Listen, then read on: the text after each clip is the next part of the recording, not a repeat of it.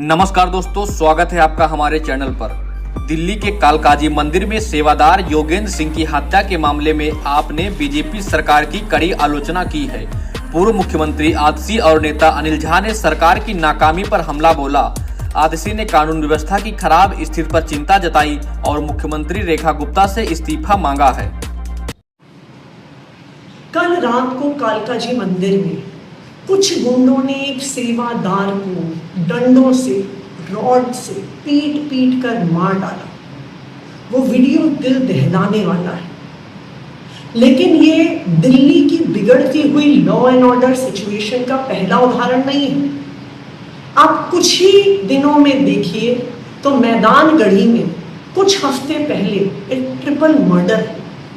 कुछ दिन बाद निजामुद्दीन की पार्किंग में एक पार्किंग के झगड़े पर चाकू घोंप के किसी को मार दिया जाता है।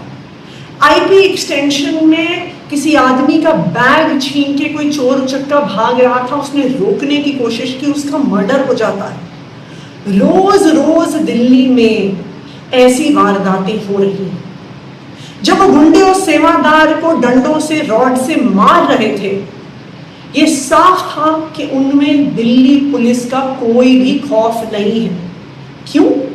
क्योंकि उनको लगता है कि दिल्ली पुलिस उन्हें पकड़ने वाली नहीं है। ये वही दिल्ली पुलिस है जो लॉरेंस बिश्नोई को साहब कहती है, उनको अपना बॉस मानती है। तो आज दिल्ली में सब गैंगस्टर्स को लगता है कि दिल्ली पुलिस तो हमारे कब्जे में, दिल्ली पुलिस हम पर कोई एक्शन नहीं लेने वाली है और दिल्ली के लोग खौफ में जी रहे हैं। मैं रेखा गुप्ता जी से पूछना चाहती हूं, क्या यह है आपकी 4 इंजन की सरकार? दिल्ली की महिलाएं खौफ में हैं, दिल्ली के बुजुर्ग खौफ में हैं, दिल्ली के युवा खौफ में हैं। क्या यह भारतीय जनता पार्टी ने दिल्ली को दिया है? अब तो सारी सरकारें आपकी हैं। प्रधानमंत्री जी भारतीय जनता पार्टी के, home minister Bharatiya Janata party के, एलजी साहब भारतीय जनता पार्टी की, दिल्ली पुलिस भारतीय जनता पार्टी की, दिल्ली की मुख्यमंत्री रेखा गुप्ता जी भारतीय जनता पार्टी की। ये 4 इंजन की सरकार होने के बावजूद भी भारतीय जनता पार्टी दिल्ली के लोगों को सुरक्षित करने में नाकाम है। आज मैं रेखा गुप्ता जी से ये कहना चाहती हूं, सिर्फ एक विधायक और नेता विपक्ष होने के नाते नहीं, दिल्ली की एक बेटी होने के नाते, कि आज दिल्ली के लोग खौफ में और दहशत में जी रहे हैं। अगर आप दिल्ली के लोगों को सुरक्षा नहीं दे सकते तो आपको अपने पद से इस्तीफा देना चाहिए। आपको बता दें कि दिल्ली के कालकाजी मंदिर में 29 अगस्त की रात को एक दिल दहला देने वाली वारदात हुई। मंदिर परिसर के अंदर प्रसाद को लेकर हुए झगड़े में सेवादार योगेंद्र सिंह की पीट कर मार डाला गया। इस मुद्दे को लेकर आम आदमी पार्टी लगातार बीजेपी सरकार पर हमला बोल रही है। आपके राष्ट्रीय संयोजक अरविंद केजरीवाल के बाद पूर्व मुख्यमंत्री आतिशी और आप विधायक अनिल झा ने रेखा गुप्ता सरकार की कानून व्यवस्था की बिगड़ती स्थिति को लेकर तीखी आलोचना की है।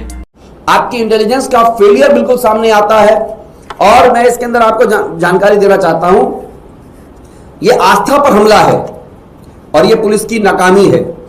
और दिल्ली जैसे संवेदनशील क्षेत्र में जहां पर कोने कोने में सुरक्षा का दावा किया जा रहा है दिल्ली पुलिस की तरफ से, यह गंभीर विफलता का मामला बनता है। ये वाला हत्या जो पुजारी की हत्या की गई है, यह घटना साफ बताती है कि अपराधियों के हौसले बुलंद हैं, कानून का उन्हें कोई डर नहीं है और दिल्ली पुलिस कानून का डर संभवतः पैदा नहीं कर पा रही है।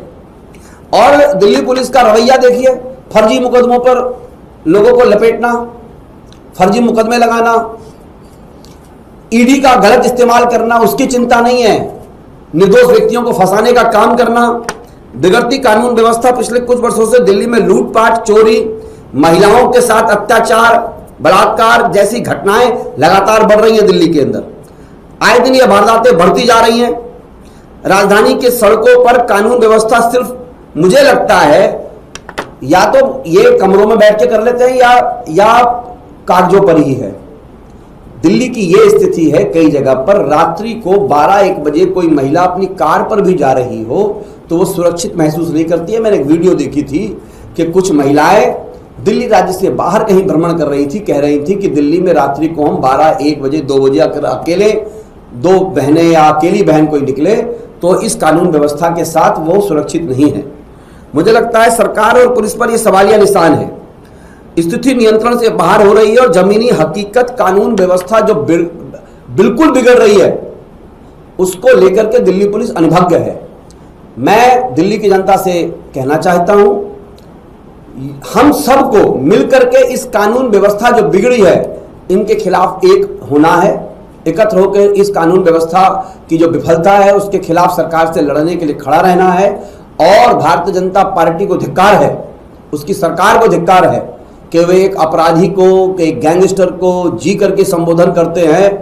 और पहले ये लोग आरोप लगाते रहे थे कि एक अन्य पार्टी पर कि ये ओसामा बिन लादेन को ओसामा बिन लादेन जी बोलते थे, तो तुम्हारे में उनमें फर्क क्या रह गया है। धार्मिक उन्माद के साथ आगे बढ़ना यह आपका काम हो सकता है, लेकिन धर्म की रक्षा के लेकर के जो मंदिर में एक सामान्य सा व्यक्ति जो पूजा पाठ करता है, पुजारी उसकी रक्षा नहीं कर सकते। अरे ये तो पूरे के पूरे समाज पर तमाचा है आपकी तरफ से, कानून व्यवस्था की तरफ से। और कानून व्यवस्था जो है बौनी साबित हो रही है। मुझे लगता है कि दिल्ली पुलिस को राजनीतिक दबाव में बिल्कुल नहीं आना चाहिए, क्योंकि ये लोग इस केस को घुमाने की कोशिश करेंगे, व्यक्तिगत रंजिश बताने की कोशिश करेंगे। अरे कुछ भी करेंगे, लेकिन कानून व्यवस्था आपके हाथ में है। हत्या कैसे हो जाएगी? मंदिर के पुजारी की हत्या हो जाएगी और भाजपा की सरकार से कोई सवाल नहीं किया जाएगा।